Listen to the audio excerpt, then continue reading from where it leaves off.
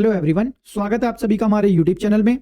आज हम बात करेंगे एक गंभीर और आम हृदय रोग के बारे में, जिसे कहते हैं एंजाइना पेक्टोरिस। यह एक स्थिति है जिसमें सीने में दर्द या दबाव महसूस होता है और यह हमारे दिल तक रक्त और ऑक्सीजन की सही मात्रा न पहुंचने की वजह से होता है। इस वीडियो में हम यह जानेंगे कि एंजाइना पेक्टोरिस के लक्षण क्या होते हैं, इसके कारण और इसके इलाज के उपाय। यह जानकारी आपकी सेहत के लिए बहुत ज़रूरी है, तो इस वीडियो को अंत तक जरूर देखें। चलिए शुरू करते हैं। सबसे पहले हम इसके इंट्रोडक्शन की बात करते हैं। सीने में दर्द होना, यानी कि सबसे पहले हमारा एंजाइना पेक्टोरिस का लक्षण होता है कि हमारे सीने में एक्यूट चेस्ट पेन होता है, यानी कि सीने में दर्द होता है। नेक्स्ट है हमारा angina pectoris is the medical term for chest pain और discomfort due to coronary heart disease, यानी कि एंजाइना पेक्टोरिस जो शब्द होता है वो हमारे मेडिकल टर्म का एक हिस्सा होता है, जिसको हम लोग मेडिकल भाषा में एंजाइना पेक्टोरिस कह देते हैं।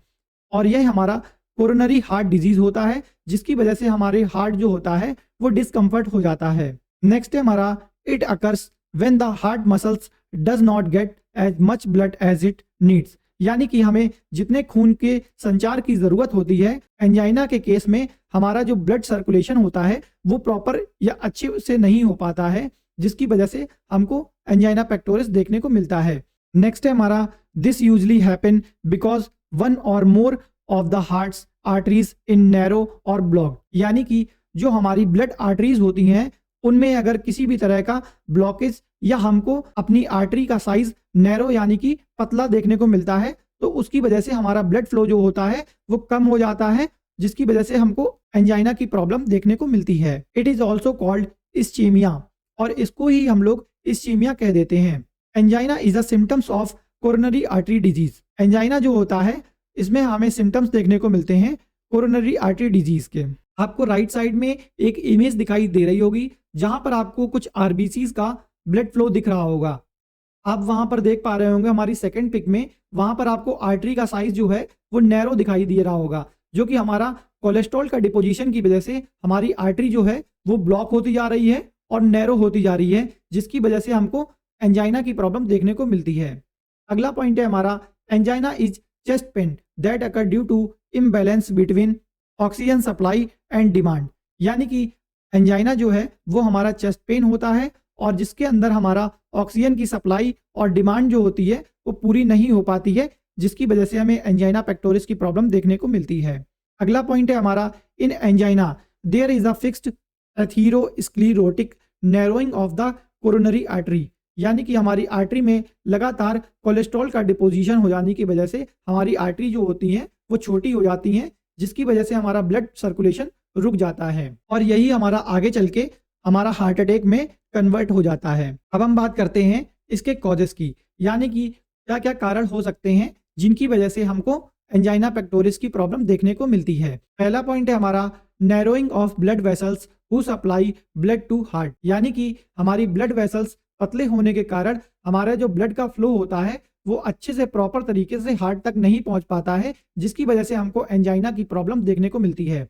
अगला है हमारा atherosclerosis means build up of fats, cholesterol and other substances in and on your artery walls which can restrict blood flow, यानी कि हमारे आर्टरी में फैट या कोलेस्ट्रॉल का डिपोजिशन लगातार बढ़ता जाता है, जिसकी वजह से हमारी आर्टरी ब्लॉक होती चली जाती है, तो वह भी हमारा एक कारण हो सकता है जिसकी वजह से हमें एंजाइना की प्रॉब्लम देखने को मिलती है।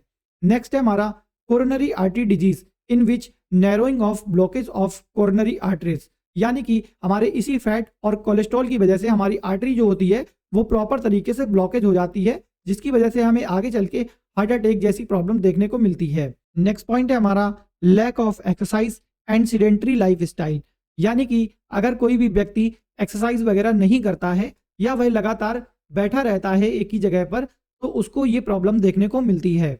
नेक्स्ट है हमारा unhealthy diet increase deposit of fat और cholesterol in the walls of arteries and narrows the blood vessels, यानी कि अनहेल्दी डाइट लेने की वजह से भी हमारा जो फैट और कोलेस्ट्रॉल है वो हमारी आर्टरीज की वॉल्स पर चिपकता रहता है, जिसकी वजह से हमारी आर्टरी जो होती है वो लगातार नैरो होती रहती है। अब हम बात करते हैं इसके सिम्टम्स की, यानी कि क्या क्या सिम्टम्स हमको देखने को मिलते हैं जब हमें एंजाइना की प्रॉब्लम होती है। पहला है हमारा chest pain or discomfort often described as squeezing, pressure, fullness, tightness और a heavy weight in the center of the chest. Next है हमारा pain or discomfort in the arms, necks and jaw, shoulders or back. And next है हमारा pain similar to indigestion और heartburn, यानी कि उसका digestion अच्छे से नहीं होता है और हार्ट में जलन होने लगती है. एंड नेक्स्ट है हमारा shortness of breath and tiredness, यानी कि उसको थकान लगती रहती है और श्वसन की दर जो होती है वो कम हो जाती है. अगला है हमारा नोजिया, स्वेटिंग एंड डिजीनेस जैसी प्रॉब्लम भी उसको देखने को मिलती है. अब हम बात करते हैं डायग्नोसिस, यानी कि किस प्रकार से हम इसको डायग्नोस कर सकते हैं. पहला है हमारा इलेक्ट्रोकार्डियोग्राम, यानी कि ईसीजी. नेक्स्ट है हमारा exercise stress test. And next है हमारा इकोकार्डियोग्राम. नेक्स्ट है हमारा चेस्ट एक्सरे. एंड नेक्स्ट है हमारा कोरोनरी एंजियोग्राफी. एंड नेक्स्ट है हमारा कंप्यूटराइज टोमोग्राफी, जिसको हम लोग सीटी स्कैन के नाम से जानते हैं. नेक्स्ट है हमारा मैग्नेटिक रेजोनेंस इमेजिंग, जिसको हम लोग एमआरआई कहते हैं. ये सारी चीज़ें होती हैं जब हमें एंजाइना की प्रॉब्लम अगर देखने को मिलती है तो इस प्रकार के कुछ हमें इंस्ट्रूमेंट या हमें मशीनें यूज़ करनी पड़ती हैं, जिसकी हेल्प से हम एंजाइना को ट्रीट या डायग्नोस कर सकते हैं.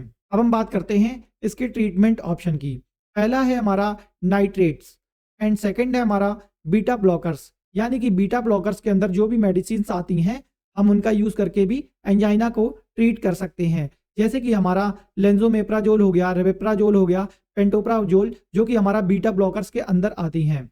नेक्स्ट है हमारा calcium channel blockers. And fourth है हमारा potassium channel openers. And next है हमारा रेनोलाजीन, जिसको हम लोग रेनेक्सा कहते हैं. सिक्स्थ है हमारा स्टैटिन्स. स्टैटिन्स का यूज़ करके भी हम इसका ट्रीटमेंट कर सकते हैं. अब हम बात करते हैं इसके मेडिसिन ऑप्शन की. पहला है हमारा नाइट्रेट्स. नाइट्रेट्स के अंदर आता है जैसे हमारा ग्लाइसिरिल ट्राइनाइट्रेट, जिसको हम लोग जीटीएन कहते हैं. अगला है हमारा आइसोसिरबिड, जो कि हमारा 5 से लेकर 10 mg का होता है और इसको हमें सबलिंगुअल लेना होता है, यानी कि इसको हमें अपने मुंह में रख लेना होता है.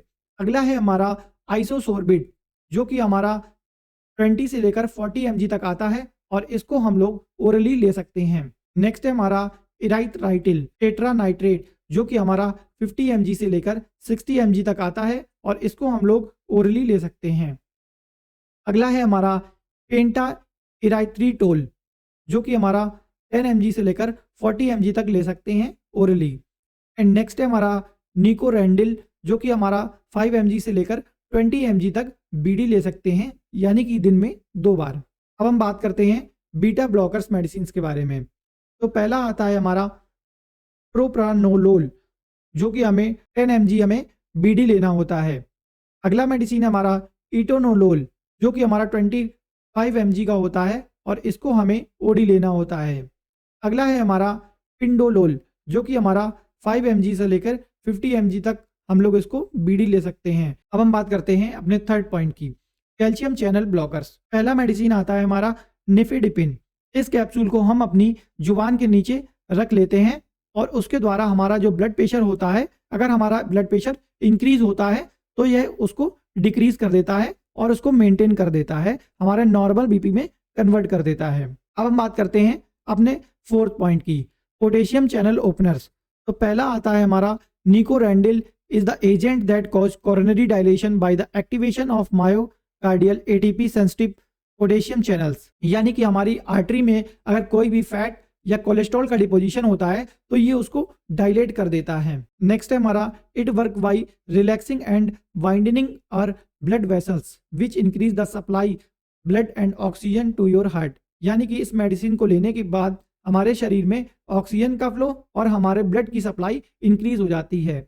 नेक्स्ट है हमारा this help to reduce the chest pain angina causes, यानी कि एंजाइना की वजह से जो हमारे चेस्ट में पेन हो रहा होता है यह हमारे उसको चेस्ट पेन को रिड्यूस कर देता है.